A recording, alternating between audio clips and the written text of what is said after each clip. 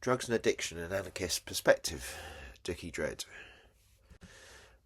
This is part 11 of the YouTube series. We're still on chapter 1, The Drug War in the Mind. We've got a couple more sections to go on that. And this one is section 9, Illusion as Industry. Every drug has its dealer, and every illusion has its market. Once I stopped believing addiction was just chemistry, I began to see the same pattern pulsing through the whole culture. The war on drugs is only one branch of a much older hustle, the trade in managed dissatisfaction. Advertising, politics, social media, they all run on the same circuit as heroin. Create a sense of lack, sell the fix, repeat. The high isn't powder or smoke anymore, it's approval, purchase, distraction. We live in a marketplace of craving. Every billboard whispers what the addict's brain already knows. You're not enough. But buy this and you will be. The promise is false, but it works. Machine doesn't need you to feel content, just hungry. Aldous Huxley saw it coming when he said the perfect dictatorship would look democratic, a concentration camp without tears. Addiction and advertising run on the same fuel, fear of the void. I used to think my drug use was rebellion. In one sense it was. But the real rebellion was noticing that the whole system was hooked too. People sneered at junkies whilst chain smoking, binge drinking, betting every day or shopping for validation. This matters because the mechanism is identical. Whether the hit comes from a substance or a sanctioned behaviour, the loop is the same. Anticipation, relief, repetition. The economy doesn't care what delivers the dopamine, only that it keeps people compliant. The respectable addict is the backbone of the economy. Once I saw that, my shame thinned out. The problem wasn't me, it was the design.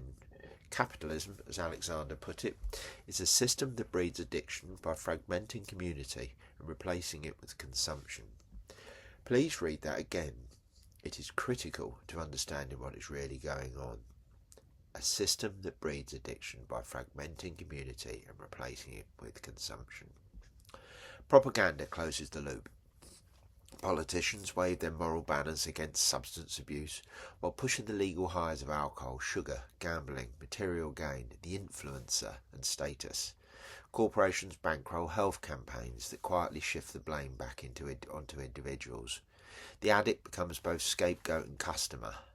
Foucault would call it biopower, institutions keeping order, not through chains, but through desire itself.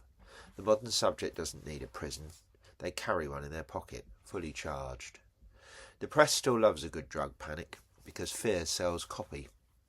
Epidemic, screams the headline, while the real epidemics, boredom, isolation, inequality, go unreported.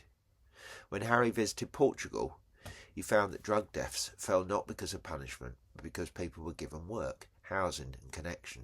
It wasn't methadone or policing that healed them, it was belonging. But connection can't be patented, so the story moves on. It's easy to mock the hypocrisy, harder to escape it. Even in recovery, I caught myself chasing new highs, the applause, the productivity, the vast amounts of publications. Still an issue these days, although now it's other people's issues, not mine. The virtue points. Same craving, different costume. The mind loves substitutes. As long as we're afraid of being incomplete, someone will have something to sell. Anarchism flips the script. It doesn't deny pleasure, it decommodifies it. Instead of medicating the emptiness, we explore it together. We build what the adverts only imitate: community, purpose, mutual aid. Pleasure stops being a product and becomes a commons. Drugs are neither holy nor forbidden. They're one of many tools for exploring consciousness. The real question isn't should I use, but it's who profits when you do. Sometimes when I crack open a can of cider, I think of it as an act of quiet refusal. Not rebellion in the teenage sense, but a small withdrawal from the propaganda economy. The can isn't the revolt, awareness is. In that instant of clarity, when you remember you don't need to buy yourself back piece by piece, you've done something to the system can't monetize, and that, in this century, is the rarest high of all. Okay, next section will be still part of chapter 1. I think we've got two left to go in chapter 1, and will be part 10, From Illusion to Clarity.